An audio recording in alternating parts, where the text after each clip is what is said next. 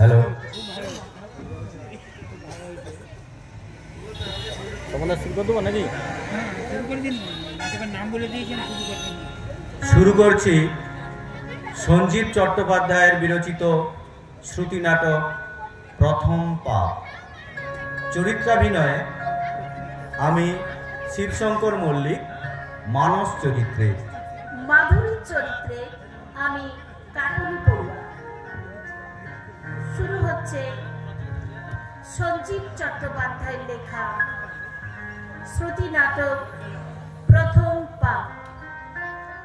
টেরিরিফিক, ঘরের চেহারাটাই পাল্টে গেল। কত পড়লো? মাত্র 300।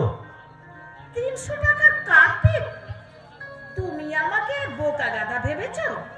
300 টাকায় এত বড় একটা কার্পেট হয়? কত চাপলে? সত্যি বলছি, 300 সেলে কিনেছি তো। হঠাৎ আবু হোসেনের মতো একটা কার্পেট আনলে? পয়সা কামড়াচ্ছিল? কামড়াবে কেন? জীবনটা কি শুধুই আলু, পটল, ঢেঁড়স? সৌন্দর্যের পূজারি হও মাধুরী, সৌন্দর্যের পূজারি হও। দেখো তো ঘরের মেঝেতে কেমন ফুটেছে। হ্যাঁ, এইবার ভেন্টিলেটর থেকে কোকিল দেখে উঠবে। এই 300-র সঙ্গে আর কয়েকশো জুড়লে একটা নতুন তোষক, একটা ভালো লেপ, গোটা 2 বেড কভার হয়ে যেত। এই মাঝ মাসে তুমি 300 টাকা পেলে কোথায়? সে ছিল, কোথায় ছিল? সে এক জায়গায় ছিল। তার মানে তুমি আমার টাকায় হাত দিয়েছো নাকি? তার মানে তোমার টাকা মানে আমার টাকা, আমার টাকাই তো তোমার টাকা হয়। তোমার টাকা মানে আমার টাকা, টাকা ছাড়া কিছু নিজস্ব নয়। এই যেমন ধরো আমার টাক আমারই টাক, তোমার টাক নয়। ওসব রঙ্গরসিকতা ছাড়ো। তুমি আমার টাকা ছেড়েছো কিনা বলো। বলা বলির কি আছে, মিলিয়ে দেখে নাও। দেখবো কি করে? তুমি যে বসে আছো, এক্ষুনি আমার টাকা লুকিয়ে রাখার জায়গাটা দেখে ফেলবে। আমি চোখে আঙুল চাপা দিচ্ছি। তোমাকে আমি হাড়ে হাড়ে চিনি, আঙুলের ফাঁক দিয়ে দেখে নেবে। মনে নেই একবার তুমি আমার সব ছেড়ে দিয়েছিলে? সত্যি বলছি, দেখবো না, চোখ টিপে বসে থাকবো। পুরুষ জাতিকে আমি আর একেবারেই বিশ্বাস করি না। দাঁড়াও, তোমার চোখে আগে আমি রুমাল বাঁধি। টাকা কি তুমি এ ঘরেই রাখো? আগে হ্যাঁ, চোরের ঘরে রাখলে ধন সম্পদ নিরাপদ থাকে। কোথায় থাকতে পারে? খুব সহজ, অথচ খুব কঠিন জায়গা। শার্লক হোমস ছাড়া খুঁজে পাবে না। তোমার রুমালটা কোথায়? কোথায় পকেটে? দেখি কোন পকেটে। কার্পেটে পা দিও না। সে আবার কি? জোড়া কার্পেট, হাঁটবো কোথা দিয়ে? কেন? দেওয়ালের পাশ দিয়ে দিয়ে, সাবধানে খালি জায়গাটুকু দিয়ে। তোমার মাথা ব্যথা খারাপ হয়ে গেছে? কার্পেটের উপর দিয়ে তো লোকে হাঁটে। সে বড় লোকে হাঁটে, বড় লোকের কার্পেটের উপর দিয়ে হাঁটে, আর গরিব হাঁটে চারপাশের ওই খালি জায়গা দিয়ে। অন কার্পেট দরকার নেই, তুলে রোল করে রেখে দাও। খুব হয়েছে, দেওয়ালের পাশ দিয়ে অমন টাল খেতে খেতে আমি যাওয়া আসা করতে পারবো না। এই যেন কার্নিশ ধরে চোরের মতো হাঁটা।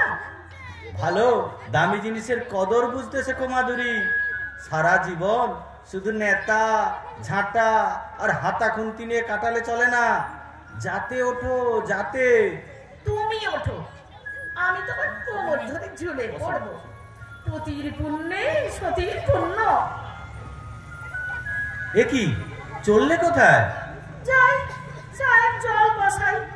তোমার সঙ্গে বকবক করলে রাতে ডান হাতের ব্যবস্থা করবে কে? তোমার টাকা মেলাবে না? টাকা যে কটা টাকা আছে তাতে তোমার কার্পেটটা কিনলে কিভাবে? যেভাবে সবাই কেনে। সোজা দোকানে গেলুম, দাম ফেললুম, ট্যাক্সিতে চাপলুম, চলে এলুম।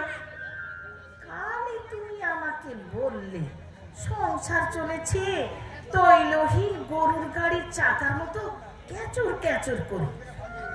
মাস যেন আর শেষ হতে চাইছে না। হঠাৎ তোমার পকেটে টাকা এসে গেল, আর তুমি কিনলে ওই অদ্ভুত একটা জিনিস, কার্পেট। কি জানি বাবা, আমার কেমন যেন রহস্য লাগছে। কি রহস্য? তোমার ধারণা আমি চুরি করে এনেছি? তুমি জানো। সামান্য ব্যাপার নিয়ে মেয়েরা কি মাথায় যে ঘামাতে পারে। যাই, হাত পা ধুয়ে আসি। আজ আমার রাত, ওমর খৈয়ামের রাত। চুস পাজামা আর পাঞ্জাবি পরে, কানে আতর গুজে শের আফগানের মতো এই কার্পেটে বসবো। ভর পেয়ালা সাকি, সুর আছে ভেসে যাও সুরের স্রোতে। সুর আছে ভুলে যাও সব কিছু, রূপসীর প্রেমে পাগল হয়ে যাও। সাধুতা থাক অন্যজনের জন্য। সামান্য একটু শীত পড়েছে, এইবার লেপটেপ রোদে দাও। কি হলো, শুতে না শুতেই ঘুমিয়ে পড়লে? তোমার কি হয়েছে বলো তো? সেই সন্ধ্যে থেকে হ্যাঁ চলছে। বলছি তো, তোমার টাকা আমি নিইনি। তুমি ঘুষ নিয়েছো। ঘুষ? ঘুষ? হ্যাঁ ঘুষ। ওই কার্পেটটার দাম 1200 টাকা, 300 টাকা নয়। কি আবল তাবল বকছো তুমি? একেবারে সব জানতা হরিদাস। দেখো, মিথ্যে কথা দিয়ে সত্য চাপা যায় না। কোনো না কোনো ফাঁক দিয়ে বেরিয়ে পড়বে। তুমি কি জানো কার্পেটটার নিচে দামের একটা টিকিট লাগানো আছে? তুমি লক্ষ্য করনি? হতেই পারে না, মিথ্যে কথা যত সব। দেখতে চাও? আলো জ্বালাবো? লেখা থাকলে ওটা নতুনের দাম, সেলের দাম 300 টাকা। 900 টাকা ছাড়? এ কি ব্যবসা না দাম খয়রা? আজকাল কটা লোক কার্পেট কিনতে পারে মাধুরী?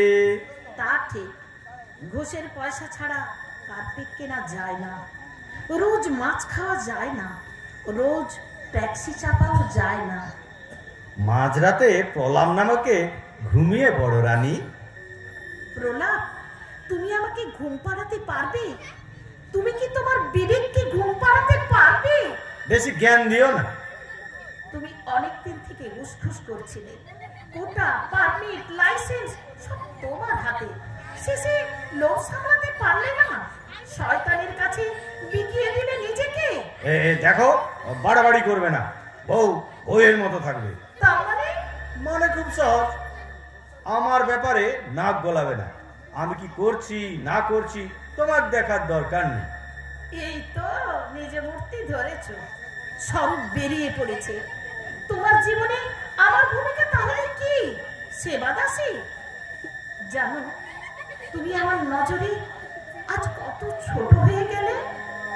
একটা অসৎ ব্যবসায়ী এইবার তোমাকে নাকে দড়ি দিয়ে পোষা জানোয়ারের মতো ঘোরাবে। পড়তো বসতো বস। মাধুরী, আজ তুমি আমাকে ধমকাচ্ছ, কাল ওরা তোমাকে ধমকাবে। সারা দিনের পর তুমি আমাকে একটু ঘুমোতে দেবে? আজ তুমি আমার জন্য ঘুমোতে পারছো না, কাল তুমি ওদের জন্য ঘুমোতে পারবে না।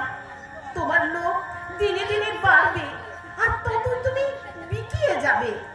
দেখো, বেশি প্যান করো না। আজকাল সবাই ঘুষ নেয়। ওসব মধ্যযুগীয় আদর্শ এর কালে অচল। ও হলো লোভীর যুক্তি। ধ্যাত তেরিকা, আমি ও ঘরে গিয়ে শুই। শুতে পারো, তবে ঘুমোতে পারবে না। মশার কামড়ে উঠে আসতে হবে। আর আমিও নেমে যাব না, তোমার পাশে থাকবো। কারণ শেষ পর্যন্ত আমি ছাড়া তোমার পাশে আর কেউ থাকবে না। তোমার পায়ে পড়ছি, দয়া করে চুপ করো মাধুরী। হ্যাঁ, এবার আমি চুপ করছি। এখন তুমি নিজের কণ্ঠস্বরে শোনো।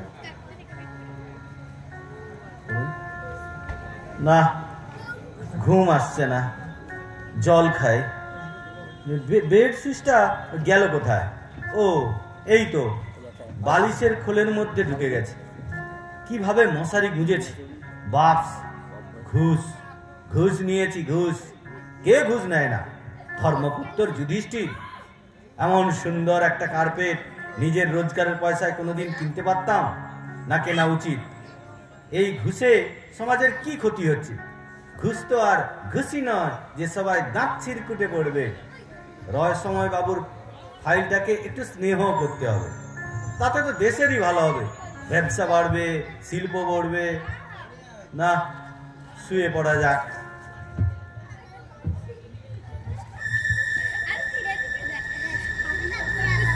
আমি তোমার বিবেক।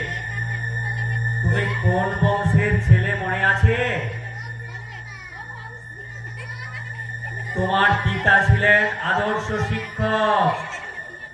সারা জীবন অসত্য আর বিলাসিতার বিরুদ্ধে যুদ্ধ করে গেছেন, উপোস করেছেন, তবু কারুর কাছে হাত পাতেননি।